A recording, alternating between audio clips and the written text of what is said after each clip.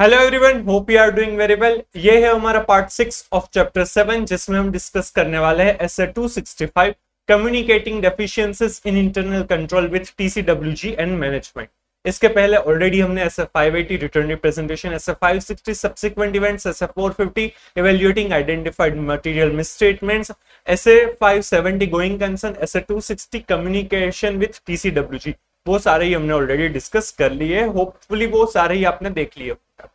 अब हम समझने वाले हैं ऐसे 265 communicating deficiencies in internal control with TCWG and management.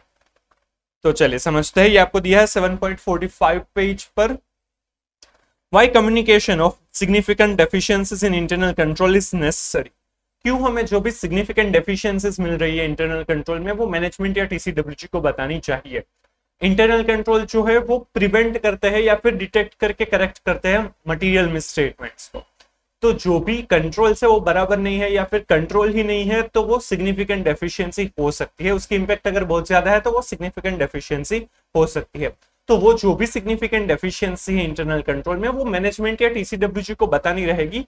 वो ऑडिटर अगर मैनेजमेंट या टीसीडब्ल्यूजी को बताएंगे तो पता चलेगा कहां पर प्रॉब्लम है और उनको वो करेक्टिव एक्शन ले सकेंगे। वहां पर वो इंटरनल कंट्रोल इंप्रूव कर सकेंगे या फिर इंटरनल कंट्रोल वहां पर इंप्लीमेंट कर पाएंगे। उनसे फाइनेंशियल रिपोर्टिंग प्रोसेस है वो ज्यादा बेटर हो जाएगी। और मैनेजमेंट या टीसीडब्ल्यूजी ही फाइनेंशियल स्टेटमेंट प्रिपरेशन और ओवरसीइंग की रिस्पॉन्सिबिलिटी रहती है। और इंटरनल कंट्रोल से ही फाइनेंशियल स्टेटमेंट्स भी बनते हैं, उसमें भी उसकी इंपैक्ट दिखती है। इसी वजह से फाइनेंशियल स्टेटमेंट्स को बेटर बनाने के लिए इंटरनल कंट्रोल में जो भी प्रॉब्लम्स है, जो भी डेफिशिएंसीज है, वो हमें मैनेजमेंट या टीसीडब्ल्यूजी को बतानी जरूरी रहेगी। राइट, तो उसी के ऊपर ये ऐसे 265 है। नया ऐसे है, ओल्ड कोर्स में नहीं था, न्यू कोर्स में ही इंट्रोड्यूस किया है। इजी है तो समझ में आ जाएगा, अच्छा है, अच्छे से पढ़ के जाएंगे तो इसमें से क्वेश्चन आएगा तो आप वो अटेम्प्ट कर पाएंगे। Communicating significant deficiencies in internal control in writing to those charged with governance reflects the importance of this matters and assists those charged with governance fulfilling their oversight responsibilities. हम जो भी ये significant deficiencies communicate करेंगे तो उनसे क्या होगा, TCWG को बताएंगे तो उनकी जो रिस्पॉन्सिबिलिटी है ओवरसीइंग ऑफ फाइनेंशियल रिपोर्टिंग वो प्रॉपरली वो कर पाएंगे। Scope of SA 265 communicating deficiencies in internal control to TCWG and management. SA 265 deals with the auditor's responsibility to communicate appropriately to TCWG and management deficiencies in internal control that the auditor has identified in an audit of financial statements. जो हम audit करते हैं अगर उसमें internal control में कोई भी deficiencies मिलती है तो वो मैनेजमेंट और टीसीडब्ल्यूजी को हमें बतानी है। ये इस ऐसे का स्कोप है, ऑडिटर की रिस्पॉन्सिबिलिटी का। The auditor is required to obtain an understanding of internal control relevant to the audit when identifying and assessing the risks of material misstatement. हमने ऐसे 315 जो चैप्टर 3 में इन डिटेल समझा है तो उसमें रिस्क असेसमेंट प्रोसीजर जो करते हैं, राइट। तो रिस्क असेसमेंट प्रोसीजर में risk of material misstatement assess किया जाता है through understanding of entity, it's environment including it's internal control. तो उस स्टेज पर हमें इंटरनल कंट्रोल क्या है वो समझना रहता है। In making those risk assessment, the auditor considers internal control in order to design audit procedure that are appropriate in the circumstances, but not for the purpose of expressing an opinion on the effectiveness of internal control. हम वो risk assess करते हैं, उसके basis पर हमें क्या audit procedure करनी है और वो इंटरनल कंट्रोल को ध्यान में रख के हम अपने ऑडिट प्रोसीजर है वो प्लान करते हैं, डिजाइन करते हैं। और वो जो हमारा पर्पस है कि इंटरनल कंट्रोल कैसा है और उस हिसाब से पूरा फाइनेंशियल स्टेटमेंट कैसा है वो हम चेक करते हैं। पूरे फाइनेंशियल स्टेटमेंट पर ओपिनियन देना हमारा ऑब्जेक्टिव है। हम सिर्फ इंटरनल कंट्रोल के ऊपर, उसकी इफेक्टिवनेस के ऊपर ओपिनियन नहीं देते हैं, वो हमारा ऑब्जेक्टिव नहीं है। उस वजह से हम टेस्ट ऑफ कंट्रोल्स नहीं करते हैं। The auditor may identify deficiencies in internal control not only during this risk assessment process but also at any other stage of the audit. ये रिस्क असेसमेंट करेंगे तब तो हमें इंटरनल कंट्रोल में deficiency पता चल सकती है, बट इट्स नॉट नेसेसरी कि सिर्फ उसी स्टेज पर पता चलेगी। हो सकता है कि हम आगे की ऑडिट प्रोसीजर्स कर रहे हैं तब भी हमें कुछ डेफिशिएंसीज हो तो पता चले। SA 265 specifies which identified deficiencies the auditor is required to communicate to TCWG and management. ऐसे 265 की मदद से पता चलेगा कि कौन सी ऐसी डेफिशिएंसी है जो हमें मैनेजमेंट या टीसीडब्ल्यूजी को बतानी चाहिए, हमारी क्या रिस्पॉन्सिबिलिटी रहती है, वो ऐसे 265 में कवर अप होता है। इंटरनल कंट्रोल क्या है, किस तरह से उसे टेस्टिंग करना है, चेक करना है, वो सारी चीजें ऐसे 315 ऐसे 330 में कवर अप होती है, चैप्टर 3 में कवर अप किया है। उसमें अगर कोई भी सिग्निफिकेंट डेफिशिएंसी मिलती है तो वो हमें टीसीडब्ल्यूजी को कम्युनिकेट रहेगी एज पर ऐसे 265। Objective of auditor in accordance with ऐसे 265, ऑब्जेक्टिव क्या है ऐसे 265 के हिसाब से ऑडिटर का, तो objective of the auditor is to communicate appropriately to TCWG and management deficiencies in internal control that the auditor has identified during the audit and that in the auditor's professional judgement are of sufficient importance to merit their respective attention. Auditor की responsibility है कि auditor जो है वो communicate करे significant deficiencies है वो management और टीसीडब्ल्यूजी को। जब भी ऐसा लग रहा है कि ये डेफिशिएंसी इंपॉर्टेंट है, इसके ऊपर तो मैनेजमेंट और टीसीडब्ल्यूजी का ध्यान जाना ही चाहिए, ऐसे डेफिशिएंसीज को उन्हें बताना जरूरी है। अगर वो इतनी इंपॉर्टेंट नहीं है, इनसिग्निफिकेंट है, तो वो बतानी जरूरी नहीं है। अगर वो सिग्निफिकेंट डेफिशिएंसी है तो वो बताना जरूरी है, वो ऑब्जेक्टिव है 265 के हिसाब से ऑडिटर का। Meaning of deficiency in internal control and significant deficiency in internal control. Deficiency और सिग्निफिकेंट डेफिशिएंसी क्या है ये समझाया है। Deficiency in internal control this exist when a control is designed, implemented और prepared in such a way that it is unable to prevent or detect and correct misstatement in the financial statements on a timely basis। अगर control design की है, implement की है या और maintain operate हो रहे हैं, पर वो अनेबल है, मतलब कि वो नहीं कर सकते हैं। क्या नहीं कर सकते हैं? वो मिसस्टेटमेंट को प्रिवेंट नहीं कर सकते या फिर डिटेक्ट करके करेक्ट नहीं कर सकते, तो वो डेफिशिएंसी है। कंट्रोल्स है बट वो controls are not sufficient, are not proper to prevent और to detect and correct the misstatement in the financial statements, तो उसे क्या कहा जाएगा? डेफिशिएंसी कहा जाएगा। और control necessary to prevent or detect and correct misstatements in the financial statements on a timely basis is missing। या फिर कंट्रोल जो होने चाहिए टू प्रिवेंट और to detect and correct misstatement, वो मिसिंग है, वो है ही नहीं। कंट्रोल है राइट, बट वो प्रिवेंट या फिर डिटेक्ट या फिर करेक्ट नहीं कर सकता मिसस्टेटमेंट को, तो वो डेफिशिएंसी है। या फिर कंट्रोल है ही नहीं टू प्रिवेंट और to detect and correct the misstatement, तो उसे भी डेफिशिएंसी कहा जाएगा। Significant deficiency in internal control, a deficiency or combination of deficiencies in internal control that, in the auditor's professional judgment, is of sufficient importance to merit the attention of TCWG। Significant deficiency किसे कहा जाएगा? कि जो deficiency है या फिर deficiencies है control में, वो ऑडिटर के प्रोफेशनल जजमेंट के हिसाब से इतनी इंपॉर्टेंट है कि उसके ऊपर टीसीडब्ल्यूजी का ध्यान जाना ही चाहिए, तो उसे सिग्निफिकेंट डेफिशिएंसी कहा जाएगा। डेफिशिएंसी क्या है वो यहाँ पर डिफाइन किया है, बट सिग्निफिकेंट डेफिशिएंसी क्या है वो ऑडिटर अपने प्रोफेशनल जजमेंट के ऊपर डिसाइड करेगा कि क्या इंपॉर्टेंट है और कौन सी नहीं, राइट। ये डेफिशिएंसी और सिग्निफिकेंट डेफिशिएंसी का मीनिंग है, वो आपको एज अ डिस्क्रिप्टिव या फिर एमसीक्यू क्वेश्चन पूछ सकता है। The significance of deficiency or a combination of deficiencies in internal control depends not only whether a misstatement has actually occurred, but also on a likelihood that a misstatement could occur and that potential magnitude of that misstatement। Internal control में deficiency होना इसका मतलब ये नहीं है कि control में problem है और उस वजह से मिसस्टेटमेंट्स एक्चुअल में हुए हैं। इट इज नॉट नेसेसरी कि एक्चुअल में मिसस्टेटमेंट्स अकर हुए होने चाहिए, कि उसके बेसिस पर हम डिसाइड करेंगे कि whether it is a significant deficiency और नॉट। बट एक्चुअल में ऐसा होगा कि सिग्निफिकेंट डेफिशिएंसी को जज करने के लिए हमें देखना होगा कि अगर डेफिशिएंसी है तो उस वजह से अगर मिसस्टेटमेंट होने के चांसेस है, लाइकलीहुड है, प्रोबेबिलिटी है और उसका मैग्नीट्यूड बहुत ज्यादा हो सकता है, तो उसे भी हम सिग्निफिकेंट डेफिशिएंसी कहेंगे। उससे भले ही आज मिसस्टेटमेंट नहीं हुआ है बट फ्यूचर में हो सकता है, उसकी प्रोबेबिलिटी ज्यादा है, उसका मैग्नीट्यूड ज्यादा है, तो उसे भी सिग्निफिकेंट डेफिशिएंसी कहा जाएगा, राइट। तो डेफिशिएंसी को जज करने के लिए कि वेदर इट इज सिग्निफिकेंट और नॉट, उसके लिए मिसस्टेटमेंट का अकर होना जरूरी नहीं है। Significant deficiencies may therefore exist even though the auditor has not identified misstatements during the audit। मतलब कि अगर मिसस्टेटमेंट भले ही उस कंट्रोल की वजह से आज नहीं मिले हैं, फिर भी अगर वो कंट्रोल में डेफिशिएंसी है और फ्यूचर में चांसेस है कि मिसस्टेटमेंट हो सकते हैं, तो उसे भी सिग्निफिकेंट डेफिशिएंसी कह सकते हैं। उसे भी हमें मैनेजमेंट और टीसीडब्ल्यूजी के कम्युनिकेट करना रहेगा, राइट। ये इंपॉर्टेंट है, इसमें से कुछ प्रैक्टिकल क्वेश्चन बन सकता है।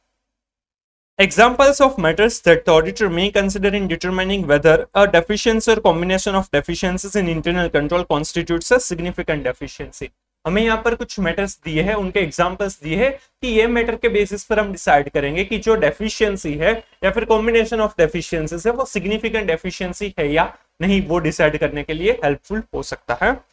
The likelihood of the deficiencies leading to the material misstatements in the financial statements in the future. जो भी डेफिशिएंसी है उसका लाइक्लीहुड, प्रोबेबिलिटी, चांसेस कितना है कि वो मटेरियल मिसस्टेटमेंट लीड करे। अगर उनके चांसेस ज्यादा है तो वो सिग्निफिकेंट डेफिशिएंसी होगी। तो लाइक्लीहुड ऑफ मटेरियल मिसस्टेटमेंट हमें कंसिडर करना होगा, राइट। उस डेफिशिएंसी की वजह से मटेरियल मिसस्टेटमेंट हो सकता है या नहीं। Second, the susceptibility to loss और fraud of the related assets और लायबिलिटी। रिलेटेड एसेट या लायबिलिटी है जो कंट्रोल से जुड़ी हुई है, उनका लॉस हो सकता है या फिर उसमें कुछ फ्रॉड हो सकता है, तो उसे सिग्निफिकेंट डेफिशिएंसी कह सकते हैं। जो भी एसेट्स या लायबिलिटी से उनके में लॉस या फिर फ्रॉड होने के चांसेस है, then it could be significant deficiency. The subjectivity and complexity of determining estimated amount such as fair value accounting estimates. जहां पर भी ट्रांजैक्शन में कोई सब्जेक्टिविटी है, कॉम्प्लेक्सिटी ज्यादा होगी तो वो सिग्निफिकेंट डेफिशिएंसी होगी। जिसमें सब्जेक्टिविटी कॉम्प्लेक्सिटी कम होगी तो शायद वो डेफिशिएंसी सिग्निफिकेंट डेफिशिएंसी ना बने। The financial statement amounts exposed to deficiencies. Financial statement की कितनी अमाउंट एक्सपोज्ड है, कितना चांसेस है, कितना रिस्क है कि इतनी अमाउंट का मिसस्टेटमेंट हो सकता है, तो वो जो अमाउंट कितनी एक्सपोज्ड है, रिस्क में है, उसे कंसिडर करना होगा। जितनी ज्यादा अमाउंट होगी वो सिग्निफिकेंट डेफिशिएंसी बनेगी। The volume of activity that has occurred or could occur in the account balance or a class of transaction exposed to the deficiency or deficiencies. वो जो deficiency या फिर deficiencies है, उस वजह से कितने class of transaction या account balance में कितने transaction, कितनी activities का volume है वो affect हो सकता है। जितना ज्यादा volume of activity affect होगा वो significant deficiency बन सकती है। The importance of the controls to the financial reporting process. For example, importance of the control to the financial, वो कितने इंपॉर्टेंट है फाइनेंशियल रिपोर्टिंग प्रोसेस में, उसके बेसिस पर डिसाइड किया जाएगा कि कंट्रोल डेफिशिएंसी है वो सिग्निफिकेंट डेफिशिएंसी है या नहीं। उसके भी एग्जांपल्स है। General monitoring control such as oversight of management. General control से, जनरल मॉनिटरिंग कंट्रोल से, तो उसकी इंपैक्ट बहुत सारी जगह पर आएगी, पूरे फाइनेंशियल स्टेटमेंट पर भी आ सकती है, तो वो इंपॉर्टेंट कंट्रोल है। उसमें अगर डेफिशिएंसी है तो वो सिग्निफिकेंट डेफिशिएंसी हो सकती है। Controls over prevention and detection of fraud. Fraud को प्रिवेंट करने या डिटेक्ट करने के लिए अगर कोई भी कंट्रोल है तो वो सिग्निफिकेंट डेफिशिएंसी, उसमें अगर डेफिशिएंसी है तो वो सिग्निफिकेंट डेफिशिएंसी बनेगी। Controls over the selection and application of significant accounting policies. Significant accounting policies important part है, उसी के बेसिस पर पूरा फाइनेंशियल स्टेटमेंट बनेगा, तो अगर उसमें उसके कंट्रोल में डेफिशिएंसी तो वो सिग्निफिकेंट डेफिशिएंसी बनेगी। Controls over significant transactions with related parties. Related parties are always higher risk area, right. तो अगर सिग्निफिकेंट ट्रांजैक्शंस रिलेटेड पार्टीज के साथ होते हैं उसके ऊपर के कंट्रोल में डेफिशिएंसी तो वो सिग्निफिकेंट डेफिशिएंसी बनेगी। Controls over significant transaction outside the entities normal course of business. जो नॉर्मल कोर्स ऑफ बिजनेस में ट्रांजैक्शन नहीं होते हैं, अनयूजुअल ट्रांजैक्शंस है, तो उसमें अगर कोई भी डेफिशिएंसी है कंट्रोल में तो वो सिग्निफिकेंट डेफिशिएंसी बन सकती है। Controls over the period end financial reporting process such as controls over non recurring journal entries.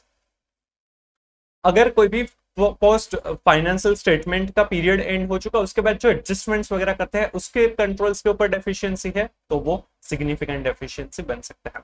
तो यहाँ पर इंपॉर्टेंस ऑफ कंट्रोल के बेसिस पर फाइनेंशियल रिपोर्टिंग से कितना जुड़ा हुआ है उसके बेसिस पर डिसाइड किया जाएगा सिग्निफिकेंट डेफिशिएंसी है या नहीं। तो उसके हमें यहाँ पर 6 एग्जांपल्स दिए हैं। अगर वो जनरल मॉनिटरिंग कंट्रोल है तो वो सिग्निफिकेंट डेफिशिएंसी बनेगा। अगर वो कंट्रोल प्रिवेंशन या डिटेक्शन ऑफ फ्रॉड से जुड़ा हुआ है सिग्निफिकेंट डेफिशिएंसी बनेगा। Selection and application of significant accounting policies के साथ वो जुड़ा हुआ कंट्रोल है, सिग्निफिकेंट डेफिशिएंसी बन सकता है उसमें अगर डेफिशिएंसी है तो। अगर ट्रांजैक्शंस रिलेटेड पार्टीज के साथ जो होते हैं सिग्निफिकेंट ट्रांजैक्शन होते हैं उसके ऊपर के कंट्रोल की बात है, सिग्निफिकेंट डेफिशिएंसी हो सकता है। अगर नॉर्मल कोर्स ऑफ बिजनेस में वो ट्रांजैक्शन नहीं होते उसके ट्रांजैक्शन के ऊपर के कंट्रोल्स की बात है, सिग्निफिकेंट डेफिशिएंसी हो सकता है। एंड पीरियड एंड के बाद जो फाइनेंशियल रिपोर्टिंग प्रोसेस में जो एडजस्टमेंट्स वगैरह जर्नल एंट्रीज होती है उसके कंट्रोल्स की बात है तो उसमें भी सिग्निफिकेंट डेफिशिएंसी हो सकती है। ये भी आपको एक सेपरेट क्वेश्चन पूछ सकते हैं। The cause and frequency of the exceptions detected as a result of the deficiencies in the control. जो डेफिशिएंसी मिली है कंट्रोल्स में उसके कोज रीजन क्या है, किस वजह से हुआ है, राइट। उसमें कंट्रोल नहीं है, ओवरराइड किया, तो क्या रीजन से उसमें सिग्निफिकेंट डेफिशिएंसी है, और उसकी फ्रीक्वेंसी क्या है, कंट्रोल की फ्रीक्वेंसी जितनी ज्यादा सिग्निफिकेंट डेफिशिएंसी बढ़ सकती है। And last, the interaction of the deficiency with other deficiencies in internal control. एक कंट्रोल में डेफिशिएंसी है तो उसकी इंपैक्ट दूसरे डेफिशिएंसी के साथ, दूसरे कंट्रोल के साथ क्या है वो भी मैटर करेगा। अगर वो बहुत सारे कंट्रोल्स, बहुत सारी डेफिशिएंसीज से जुड़ी हुई है तो वो सिग्निफिकेंट डेफिशिएंसी बन जाएगी। तो यहाँ पर हमें कुछ मैटर्स दी है कि जो ध्यान में रखनी है to decide whether the deficiency is significant deficiency और नॉट। उसमें सबसे पहला था लाइक्लीहुड ऑफ द डेफिशिएंसी, कि वो मटेरियल मिसस्टेटमेंट बन सकती है या नहीं, उनके लाइक्लीहुड को कंसीडर करना है। सेकंड, ससेप्टेबिलिटी ऑफ लॉस और fraud related to assets and liabilities, जिसके भी असेट्स या लायबिलिटीज के साथ जुड़ी हुई है उसमें लॉस या फ्रॉड होने के चांसेस कितने हैं, कितना डाउट है। Third, subjectivity and complexity of transaction है, राइट, तो उसमें सिग्निफिकेंट डेफिशिएंसी बन सकती है। फोर्थ था कि वो जो डेफिशिएंसी है वो फाइनेंशियल स्टेटमेंट में अमाउंट कितनी उसके साथ जुड़ी हुई है, अगर अमाउंट बहुत ज्यादा है तो सिग्निफिकेंट डेफिशिएंसी बन सकती है। फिफ्थ था कि वॉल्यूम ऑफ एक्टिविटी कितना है, जितनी ज्यादा एक्टिविटी होगी उसमें डेफिशिएंसी है तो वो सिग्निफिकेंट डेफिशिएंसी बन सकती है। सिक्स्थ में कुछ इंपोर्टेंस ऑफ कंट्रोल दिया हुआ था, जो उसके अंदर भी 6 कंट्रोल्स दिए थे जो आपको सेपरेटली क्वेश्चन भी पूछ सकते हैं। फिर सेवेंथ था cause and frequency of the exception detected in the control, right, वो कोज क्या हो, क्यों हुआ वो, और उसके फ्रीक्वेंसी क्या होगी, उसके बेसिस पर भी वो सिग्निफिकेंट डेफिशिएंसी डिसाइड की जाएगी। एंड लास्ट, कि उस जो भी डेफिशिएंसी उसका इंटरेक्शन विद अदर डेफिशिएंसीज कितना है, ज्यादा होगा सिग्निफिकेंट डेफिशिएंसी बनेगा। ये इंपॉर्टेंट है, ये पूरा अलग से आपको क्वेश्चन बन सकता है, पूछ सकते हैं। Then examples of indicators of significant deficiencies in internal control। हमें यहाँ पर अब कुछ इंडिकेटर्स दिए, अगर ये इंडिकेटर है तो हो सकता है कि ये जो कंट्रोल है उसमें सिग्निफिकेंट डेफिशिएंसी है। उसके पहले हमने समझा था कि वो जो डेफिशिएंसी है वो क्या मैटर्स करेगी, क्या मैटर्स ऐसी है कि जिसके बेसिस पर हम सिग्निफिकेंट डेफिशिएंसी है या नहीं वो डिसाइड कर पाएंगे। यहाँ पर इंडिकेटर्स दिए हुए हैं। Evidence of ineffective aspects of the control environment such as indication that significant transactions in which management is financially interested are not being appropriately scrutinized by those charged with governance। अगर हमें कुछ ऐसा evidence मिल रहा है कि ineffective aspects है control environment की, तो वहां पर सिग्निफिकेंट डेफिशिएंसी हो सकती है। उसमें कुछ एग्जांपल्स कह सकते हैं, कुछ मैटर्स दी है। सबसे पहले तो दिया है कि जिसमें मैनेजमेंट अगर कोई भी ट्रांजेक्शन में, कोई भी सिग्निफिकेंट ट्रांजैक्शन में इंटरेस्टेड है और उसमें टीसीडब्ल्यूजी ने प्रॉपर्ली ध्यान नहीं दिया है, तो वो वहां पर सिग्निफिकेंट डेफिशिएंसी हो सकती है।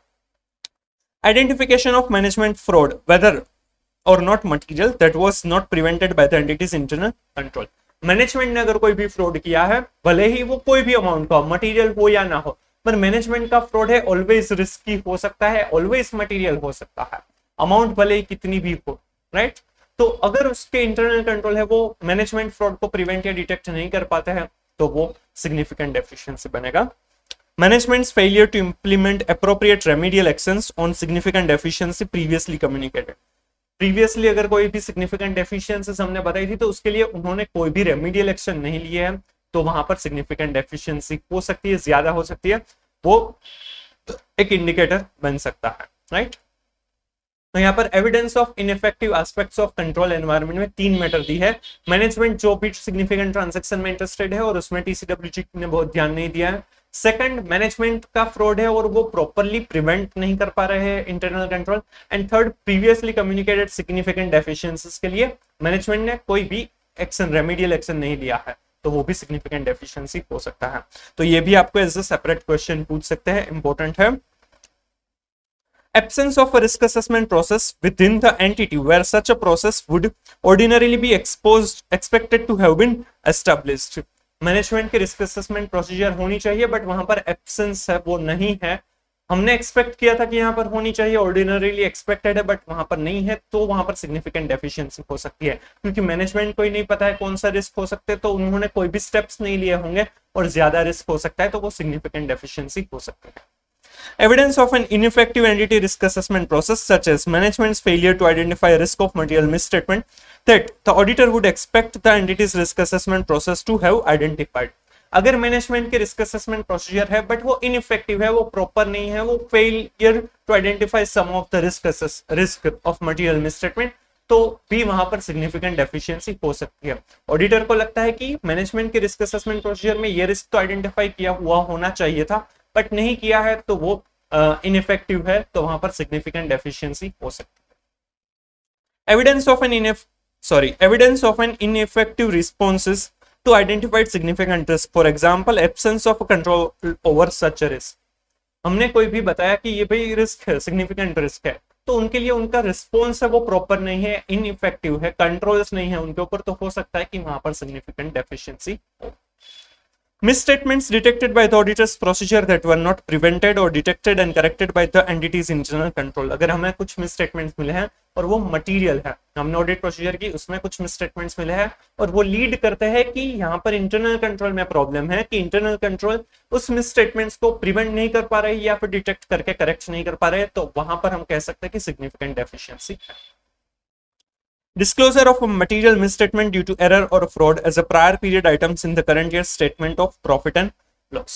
कुछ मटेरियल मिसस्टेटमेंट्स है, राइट, जो एरर या फ्रॉड की वजह से प्रायर पीरियड के थे, अब इस साल के पीएनएल में दिखाए हैं। अगर ऐसा कुछ भी डिस्क्लोजर किया है तो सिग्निफिकेंट डेफिशिएंसी हो सकता है। पहले कुछ नहीं मिला था, अब कुछ मिला है, तो कंट्रोल्स बराबर ना हो, ऐसा भी हो सकता है। Evidence of management's inability to oversee the preparation of the financial statements. Management है वो प्रॉपरली फाइनेंशियल स्टेटमेंट को ओवरसी नहीं कर रहा है, प्रॉपरली रिव्यू वगैरह नहीं कर रहा है, तो वहां पर हो सकता है कि सिग्निफिकेंट डेफिशिएंसी हो, राइट। तो ये कुछ इंडिकेटर्स थे, इंपॉर्टेंट है, ये भी आपको एज अ थ्योरेटिकल क्वेश्चन या फिर कुछ प्रैक्टिकल सिनेरियो बेस्ड या फिर एमसीक्यू पूछ सकते हैं। सबसे पहले तो ineffective aspects of control environment के एविडेंस अगर मिल रहे हैं जिसमें मैनेजमेंट इंटरेस्टेड है बट टीसीडब्ल्यूजी प्रॉपरली ध्यान नहीं दे रहा है। सेकंड इसमें पॉइंट आ रहा था कि मैनेजमेंट के फ्रॉड मिले हैं और वो कंट्रोल से वो प्रिवेंट नहीं कर पा रहे, और थर्ड था कि प्रीवियसली जो भी हमने सिग्निफिकेंट डेफिशिएंसीज थी उसके लिए मैनेजमेंट ने कोई भी रेमेडियल एक्शंस नहीं लिए हुए हैं। फिर हमें बताया था कि रिस्क असेसमेंट प्रोसीजर हमें लग रहा है कि एंटिटी में होनी चाहिए बट वो एब्सेंट है, तो वहां पर सिग्निफिकेंट डेफिशिएंसी हो सकती है। फिर थर्ड हमें बताया था कि एंटिटी की रिस्क असेसमेंट प्रोसीजर है बट वो प्रॉपर नहीं है, fail to assess the risk of material misstatement due to some reasons, right, तो वहां पर सिग्निफिकेंट डेफिशिएंसी हो सकती है। फिर फोर्थ हमें बताया था कि जो भी सिग्निफिकेंट रिस्क हमें मिले हैं तो उसके लिए प्रॉपर इफेक्टिव रिस्पॉन्सेस नहीं है, तो वहां पर सिग्निफिकेंट डेफिशिएंसी हो सकती है। कोई भी ऐसे मिसस्टेटमेंट्स मिले हैं ड्यूरिंग अवर ऑडिट कि जो कंट्रोल से वो प्रॉपर नहीं है टू प्रिवेंट और to detect and correct those misstatement, तो वहां पर सिग्निफिकेंट डेफिशिएंसी हो सकती है। कोई भी ऐसे डिस्क्लोजर्स आए हैं मटेरियल मिसस्टेटमेंट के जो प्रीवियस ईयर के थे वो इस साल दिखाए हैं as a prior period item कुछ भी, तो वो सिग्निफिकेंट डेफिशिएंसी हो सकती है। And last management's inability to oversee the financial reporting process, तो वो भी सिग्निफिकेंट डेफिशिएंसी हो सकती है, राइट, ये इंपॉर्टेंट है। Determination of significant deficiencies in internal control. The auditor shall determine whether, on the basis of the audit work performed, the auditor has identified one or more deficiencies in internal control. If the auditor has identified one or more deficiencies in internal control, the auditor shall determine, on the basis of the audit work performed, whether individually or in combination they constitute as significant deficiencies. हमें जो भी deficiency मिली है उसको हमें देखना होगा कि ये significant deficiency है या नहीं, right? Communication of significant deficiencies in internal control to TCWG. The auditor shall communicate in writing significant deficiencies in internal control identified during the audit to TCWG on a timely basis. जो भी हमें significant deficiency मिले वो हमें in writing TCWG को communicate करना होगा in timely manner, right? The auditor shall also communicate to management at an appropriate level of responsibility on a timely basis. हमें मैनेजमेंट को भी ये जो भी डेफिशिएंसीज है वो बतानी रहेगी टाइमली बेसिस पर। In writing significant deficiencies in internal control that the auditor has communicated or intends to communicate to TCWG unless it would be inappropriate to communicate directly to management in the circumstances. हमने जो भी TCWG को जो भी significant deficiencies बतानी है या फिर बताई है वो हमें मैनेजमेंट को भी बतानी होगी, बट हाँ अगर वो सिचुएशन में ऐसा लग रहा है कि मैनेजमेंट को नहीं बताना चाहिए, जैसे कि मैनेजमेंट का फ्रॉड पकड़ा है तो मैनेजमेंट का फ्रॉड है तो मैनेजमेंट को बताएंगे तो कुछ नहीं होगा ना, वो हमें TCWG को ही बताना होगा। उस केस में मैनेजमेंट को बताने की जरूरत नहीं है, अदरवाइज हमें मैनेजमेंट को भी कम्युनिकेट करना रहेगा। And other deficiencies in internal control identified during the audit that have not been communicated to management by other parties and that in the auditor's professional judgment are of sufficient importance to merit management's attention. और कोई भी ऐसी deficiency internal control में मिली है जो sorry जो auditor को लग रहा है कि मैनेजमेंट को बताना जरूरी है, उनके प्रोफेशनल जजमेंट के हिसाब से बताना जरूरी लगता है, तो वो भी हमें बताना। The auditor shall include in the written communication of significant deficiencies in internal control, a description of the deficiencies and an explanation of their potential effects. जो भी हम सिग्निफिकेंट डेफिशिएंसी को कम्युनिकेट करेंगे राइटिंग में, राइट, उसमें दो चीज होनी चाहिए। सबसे पहले तो डिस्क्रिप्शन ऑफ डेफिशिएंसी और explanation of their potential effects, right, क्या उससे इफेक्ट हो सकती है और डिस्क्रिप्शन क्या है वो हमें उसमें मेंशन करना है। And sufficient information to enable those charged with governance and management to understand the context of the communication. और वो जो कम्युनिकेशन का कॉन्टेक्स्ट क्या है वो भी समझ में आए, उतना हमें सिग्निफिकेंट सफिशिएंट इंफॉर्मेशन देनी है, राइट। तो जब भी हम रिटन कम्युनिकेशन करेंगे regarding the significant deficiencies of internal control, तब हम जो भी डेफिशिएंसी मिली है उनका डिस्क्रिप्शन देना है और एक्सप्लेनेशन देना है of potential effects. And second जो देना है हमें सफिशिएंट इंफॉर्मेशन, ताकि टीसीडब्ल्यूजी और मैनेजमेंट वो प्रॉपर्ली समझ सके, पूरा कॉन्टेक्स्ट उनको समझ में आ जाए, राइट। ये इंपॉर्टेंट है, ये एज एमसीक्यू या फिर डिस्क्रिप्टिव क्वेश्चन आपको पूछ सकते हैं। In particular, the auditor shall explain that the purpose of the audit was for the auditor to express an opinion on the financial statement. हमें ये भी समझना होगा कि जो हमारा ऑडिट का पर्पस है वो पूरे ही फाइनेंशियल स्टेटमेंट के ऊपर ओपिनियन देना है। The audit included consideration of internal control relevant to the preparation of the financial statements in order to design audit procedures that are appropriate in the circumstances, but not for the purpose of expressing an opinion on the effectiveness of internal control. हमें ये भी specify करना है कि जो internal control है वो हम इसलिए देख रहे हैं ताकि हमारी ऑडिट प्रोसीजर प्रॉपर्ली हो पाए और पूरे फाइनेंशियल स्टेटमेंट के ऊपर हम ओपिनियन दे पाए। बट हमारा ये पर्पस नहीं है कि हम इंटरनल कंट्रोल की ऑपरेटिंग इफेक्टिवनेस के ऊपर हमारा opinion they, right. And the matters being reported are limited to those deficiencies that the auditor has identified during the audit and that the auditor has conducted are of sufficient importance to merit being reported to TCWG. और जो भी हमें matters है वो हमें significant लग रही है, इंपॉर्टेंट लग रही है कि जिसमें टीसीडब्ल्यूजी का ध्यान है वो खींचना जरूरी है, तो वही मैटर्स यहाँ पर हमने इंक्लूड की है, राइट। तो ये पर्टिकुलरली एक्सप्लेन किया है, राइट। तो ये था हमारा ऐसा 265। होप आपको ये पूरा ही समझ में आ गया होगा।